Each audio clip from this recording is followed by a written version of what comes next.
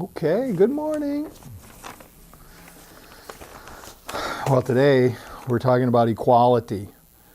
We've got some words that we're considering that go along with this. First was, as in the meditation, equable, centered, calm, even agreeable. Not a bad word. Equality, equanimity, equal, equation. The seventh instruction that I give people when I'm doing the marriage ceremony is equal you are and equal you shall be. So, got something to do with authority. As we're going to say this like a few more times before this series is over. You really, in relationships, nobody has to be the boss. I know sometimes it seems so attractive. Sometimes, sometimes it seems really attractive to be the boss, but other times we're actually looking for someone to tell us what to do. So at times we'd like to have a boss, other times we'd like to be the boss, and sometimes we're just confused about the whole thing. But the fact of the matter is, there doesn't have to be a boss in the relationship. If we remember that the ultimate authority is a loving God, as may express himself in our group conscience, in our coming together. So to surrender any need to be the authority. This is like the road to happiness. To surrender the need for someone else to be an authority over us, and to give that job back to this loving, caring spirit that really is part of all of us. That when we're looking for authority or looking to have someone have authority over us, we are ignoring the presence of that ultimate authority that actually lies within us. So this is the eighth in the series, and about relationships. And just to review, we are talking about keeping the common welfare in our hearts, because we found out that the joy of the two depends upon the harmony that exists between us. So to take no authority over each other, but in all things to surrender to that loving presence, to accept one another without condition. And what this really means is to not feel the need to change the other person. This is sometimes a challenge. We think that, it's interesting, because the fact is that the reason that you're friends with or lovers with or spouses with this person is that you were attracted to them. Sometimes we forget what that was all about, but you were attracted to them.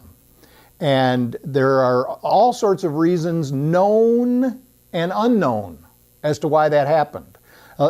Some things in our conscious mind, some things that we can intellectually think about, but other things that we don't even realize were part of that attraction. So then, even though we may have a theory from time to time that, this person is so good for me and everything's nice about them except for this one thing. But this one thing, I'd like to change this one thing about them, and then it would really be good. Well, the fact is that if we did actually could do it, which we can't, just don't even have hope about it, you can't do it. But if you could, that would then be a different person, and perhaps not the one. For sure, not the one you were attracted to in the first place. So now we do know that sometimes we get into behaviors and habits and patterns that are destructive and that would be best for everyone involved if they changed. But we can't make anybody else make that change. We can't do it. But people can change. And it's really very interesting that when we stop trying to change people, it almost like opens the way for them to do it for themselves. So then the next piece was, we're not going to make decisions for other people. we're going to make our own decisions and we're going to allow other people to make their decisions. And in other words, we're going to be autonomous. We're going to let them be autonomous. And but these decisions, hopefully everybody is thinking about what's for the common good and to make sure that nobody is harmed in the whole situation. And then we have this idea of a purpose. And in any relationship, there are purposes. You come together for a reason. In a friendship, you have shared interests. You give mutual support. I mean, this is a purpose. And and as that relationship changes, perhaps it becomes romantic. There are other things added to that purpose, but of course you shouldn't lose the first purpose, which was mutual support and shared interests. But it also doesn't mean that they have to share all your interests or that you have to share theirs.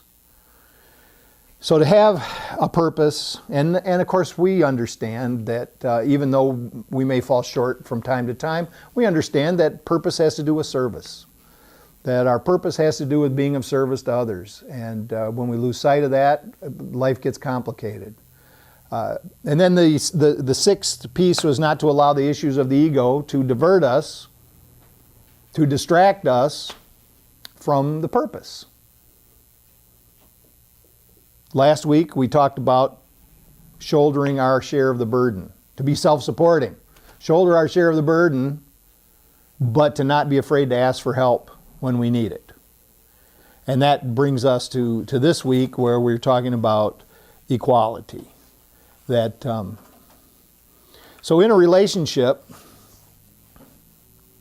this idea of equality is one that sometimes gets lost, because the reason it gets lost is because we're full of judgment. That we are continually judging what's happening, and we judge against against past experience. We see through a filter of the past. And so as things are happening and we're watching the people that come in front of us, we are judging them on one level or another, and perhaps many levels. And so we see them as being, hardly ever do we just see them as being just equal to us. We either see ourselves as being better than, or we see ourselves as being less than. And we keep flip-flopping these positions because neither one of them is really very comfortable. So we flip-flop back and forth between them. Well, this idea is to think about that just in relationships in general, there's like this good rule of thumb that we can have, that they are a person just like me. This is like really simple, right? It's a person just like me. I mean, in the world, we're talking about not in the physical world, let's think about it this way. They're just a human being just like me.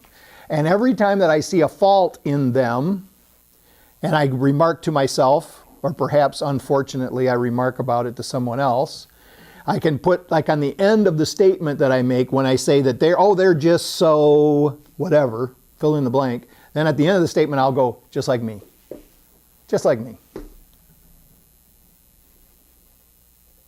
And that helps me to remember what's going on, that really we really are. And this is when we talked about doing journals, when we talked about doing personal inventories, that the real goal in self-examination is to find out who we really are, who we really are past all of the physical symptoms, who we really are, beyond the intellect, is that we come to that point where we find that we are pure and loving spirit. But in the process of finding that, we find all of these shortcomings that we have. And we also find that we've got all these resentments against other people for the shortcomings that we perceive in them and of course, their actions that grew out of those shortcomings. And we realize in this inventory or in this journaling process that all these weaknesses that we see in ourselves are present in others. And all of the weaknesses and even bad behavior that we observe in others are present in us, at least as capability. We may not have done all of the bad things that we observe other people doing, but we could, given the right circumstances.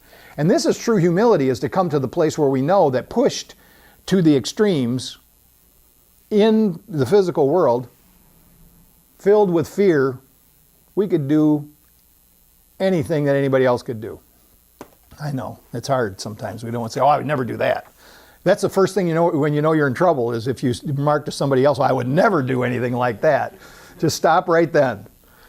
So we examine this and we find out here's where this equality really starts to come clear to us, is when we realize that the shortcomings we observe are in the physical world, they're with all of us. They're spread out amongst all of us. But more importantly, when we discover that who we really are, pure and loving spirit, the light of the world, and that so is everybody else, that's when it really starts to get good. So we can realize that. So in a relationship, you say, we're just people here in this relationship. We just got people in the relationship. And that means that whatever we do for a living, whatever so in other words, when we have a marriage or a romantic relationship and we come home and we happen to be, have a high standing in our company that we work for, we don't come home as the vice president person. We come home as just a person, right? If we have degrees and our partner or our friend does not, we are not the doctor person.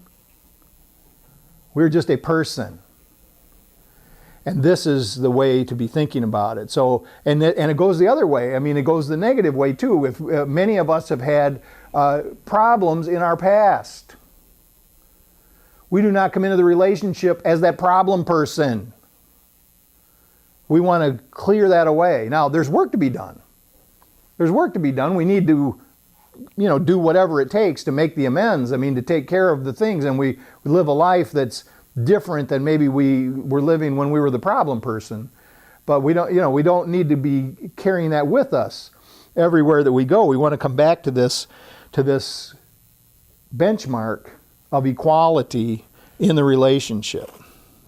So in the meditation, we were talking about being free of extremes. This is part of equality, is to release these extremes, that going from these, to be going back and forth in these extreme emotions. And well, the Buddha, what he called this was the middle way.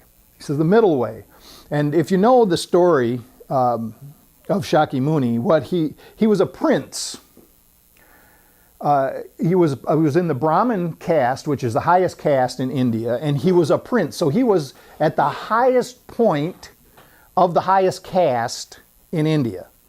And he knew nothing of problems his entire life. And the story goes that his family actually protected him from seeing any suffering whatsoever. They totally insulated him from the suffering of the world. And what happened was, one day, he saw someone who was suffering. He saw someone very old and coming to the end of their life. And of course, now this is just a story. This is just a legend to try to set the contrast up. But when he saw this, it disturbed him so much that he totally left. He left the palace. He left his family. He went out into the world and decided that what he was going to do was he was going to live a life of absolutely no privilege whatsoever. He was going to live with less than nothing. And so he became an ascetic, and he actually lived in a forest with almost nothing covering himself. His whole group, they begged for food, and then they didn't even get enough, but that was okay. I mean, their whole spiritual discipline was learning how to exist on nothing, or on as close to nothing as possible. And what happened was he actually became a leader in this group of people, and he was like a teacher at this point. And then one day he realized that this wasn't it either. So he had come to the conclusion that having everything and living in the midst of everything as far as material things go, that wasn't the answer. And living with nothing, that wasn't the answer either. And then he finally came to this revelation under the Bodhi tree that the middle way, that's the way to experience life with neither pursue nor avoid. To not be attached. So here was what the idea of not being attached to material things, but not rejecting them either. Be grateful. As they come, enjoy them. Enjoy things. Don't feel guilty, but don't feel scared that you might lose it. Just relax. So to enjoy the good things that show up in the world, to take pleasure in things without letting that pursuit of pleasure control us. This is the middle way. To be able to appreciate, to be able to appreciate being surrounded by beauty, but not having to own it. So last night I was watching HGTV. Surprise. And they had a number of stories on there. They showed some beautiful homes that people had. And there's a particular individual who had built a house. His property kind of went like this. It was like some small hills, and he cut a trench in between these two small hills, and he built his house in there, and then he covered it back over so that the house is totally buried in between these two hills. And then he put on top, a 55-foot tall glass pyramid on top to let light into the house. So that's what was sticky. That's what you saw when you drove up. You see the entrance of the house and then this big glass pyramid.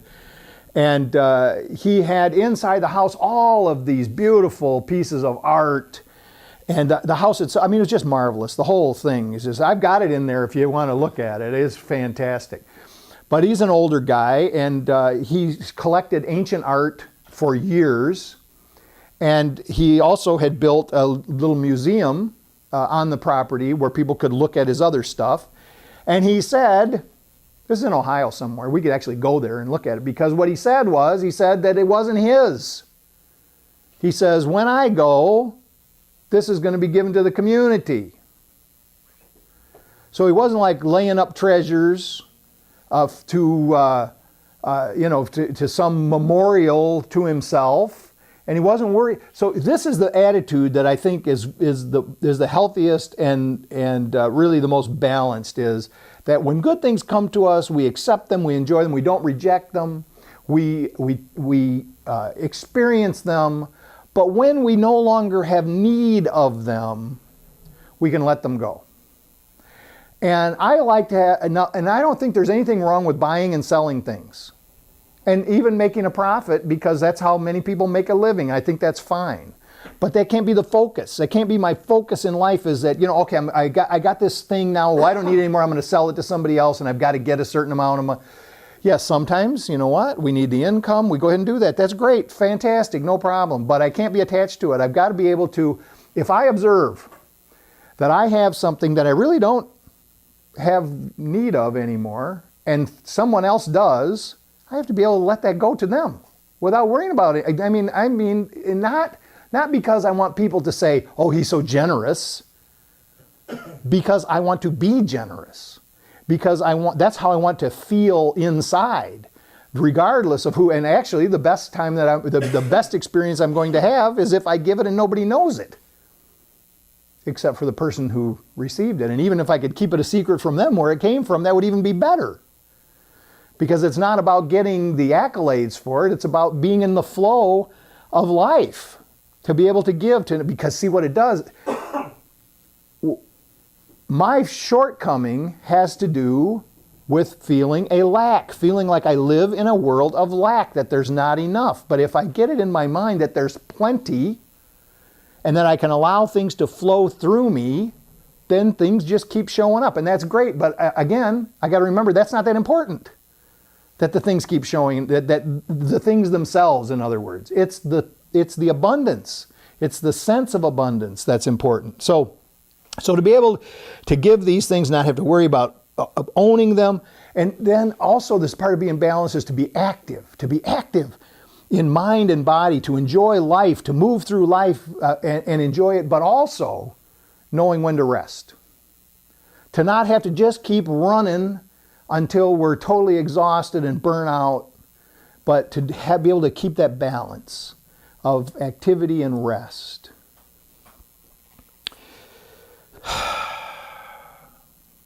The idea of equality, to be equal. So I went to a I went to a business seminar many years ago, Stephen Covey, 7 Habits of Highly Effective People. And it was a weekend, it was a long weekend like getaway. And he said a lot of things, and I used the stuff that he said and his teachings. I thought at the time that more and more businesses were going to accept his practices and we were going to see more of it. But unfortunately, it hasn't gone as fast as I thought. But he talked about equality, and he said that in your organization, you have to treat people as if they are all of equal value, no matter what they do for your company. They have to have a sense that everyone in the organization is of equal value. Because if you don't feel that way, they'll know it. And there were people in there who thought, well, they should know it, right? They should know that. They should know their place. They should know that, where they stand in the pecking order of things. But what happens is the organization is cheated when this is the attitude. And so what he pointed out was, yes, you've got people that make the company more revenue than others. You have people that are more valuable in certain missions that the company has than others. But the fact is, you've got to remember the ultimate value of the person has nothing to do with the monetary things that they contribute to the company, and not even for production.